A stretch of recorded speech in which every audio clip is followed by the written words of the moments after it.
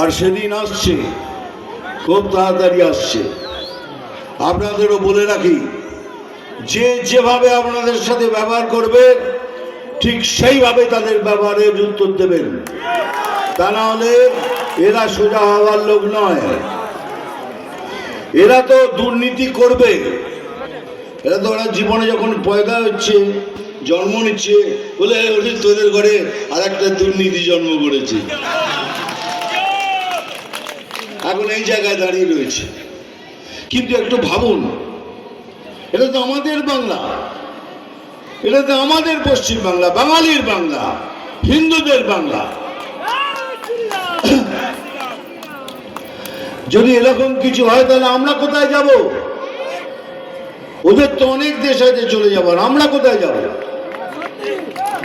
Kashmir files যদি দেখে থাকেন, কাশ্মীর ফাইল যে বইটা আমি করেছি, তাতে দেখবেন হিন্দু ব্রাহ্মণদের ধরে ধরে ওখান থেকে নৃশংস হত্যা করে ওদের কাশ্মীর থেকে বার করে দেওয়া হয়েছিল। এখন কাশ্মীর দারুণ জায়গা হয়ে গেছে।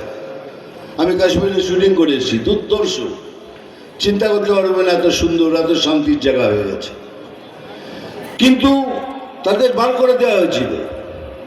এখন কি সেই পরিকল্পনা করছেন যে আমাদের এই বাঙালিদের, এই হিন্দুদের এখান থেকে বার করবেন? বার করে কোথায় নিয়ে যাব? কোথায় যাব আমরা? সেই জন্যই বলছি, এই ইলেকশন আমাদের জন্য খুব ইম্পর্টেন্ট ইলেকশন। সবাই মিলে একজোট হয়ে এক ছাতার নিতে এসে লড়ে এই সরকারকে বার করতেই হবে।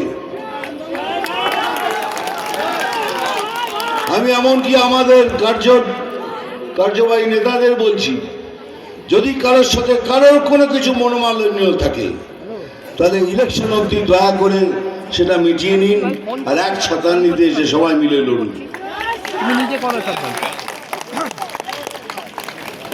কেননা এটা যদি আমরা না করি তাহলে আমাদের অস্তিত্ব মিটে যাবে, বাঙালির অস্তিত্ব মিটে যাবে। মনে রাখবেন, আমার কাছে অনেক কাজ আছে, আমি সব কিছু ছেড়ে দিয়ে আপনাদের কাছে এসেছি। কেন এসেছি? হিরোগিরি করতে। আজ 50 বছর ধরে হিরোগিরি করছি। আবার কি হিরোগিরি করা কি আছে? কিন্তু আমি এসেছি আপনাদের সাথে দেখা করতে, আপনাদের সাথে কথা বলতে। কেন? আপনারা আমার ভাই বোন, মানে যা ইচ্ছে তা দেবেন। আমি আপনাদের মতো একজন, আপনাদের কাছে এসেছি কথা বলার জন্য, আপনাদের বোঝাবার জন্য। এই জন্য আমি সবাইকে অনুরোধ করছি, যদি কমিউনিস্ট পার্টির মধ্যেও কেউ হিন্দু থাকেন, যদি হিন্দুত্বকে বিশ্বাস করেন, আপনারাও আসুন। কংগ্রেসকেও বলছি, আপনারাও আসুন।